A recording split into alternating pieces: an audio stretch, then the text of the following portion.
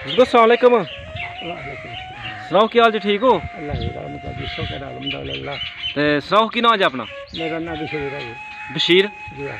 ते थोड़े वाला साहब जी ने उन्होंने नाम की? निशान अली। निशान अली। ये किहड़े पिंड च इस टाइम बैठे हैं? ये किहड़ा पिंड है? वडाला। वडाला। हाँ। इस वडाले दे आले दुआले किहड़े किहड़े पिंड जे?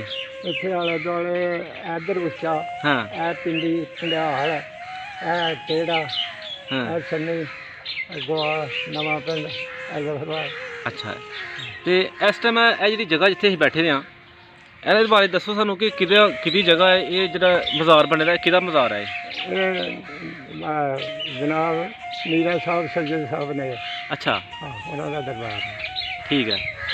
इन्हां दी की हिस्ट्री की है, तारीख इन्हां दी की है मस? तरीख का कोई पता नहीं। यानी कि तुहानू भी नहीं बचपन तो तुहानू भी नहीं पता? ਤੁਹਾਡੀ बचपन तो भी है मज़ार इत्थे है सी? हाँ, साढ़े पहले भी नहीं पता। अच्छा बहुत पुराना है। पुराना तो की दसदे रहे बड़े कि किहदी कबर है, कौन ने मज़ार किहदा है? सैयद साहब दसदे ने कि मीरा साहब सैयद साहब सी। हाँ ते हुण उन्हां दा ये है साढ़ा उन्हां दा इत्थे आ गया ते फिर उन्हां दा पिछा है वो उत्थे दी।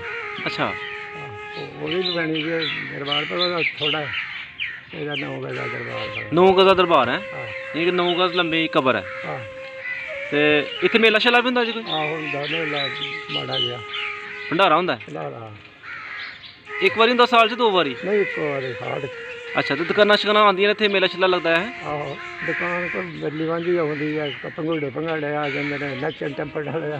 अच्छा तो मेला जेह्ड़ा है वो हुण ही शुरू होया जां पहले तो लग्गा दा जो तुसीं बच्चे हो? ਪਹਿਲੇ ਹੀ ਸ਼ੁਰੂ ਹੋਇਆ, ਪਹਿਲੇ ਨਹੀਂ ਸੰਨ 47 ਤੋਂ ਬਾਅਦ ਸ਼ੁਰੂ ਹੋਇਆ। अच्छा ਪਹਿਲੇ ਤੇ ਇਹੋ ਜਿਹੇ ਦਾਲ ਦੂਲ ਪਕਾਓਗੇ, ਰੋਟੀਆਂ ਪਕਾਓਗੇ, 50 ਰੁਪਏ ਕੇ ਚਲੋ ਠੀਕ ਹੈ।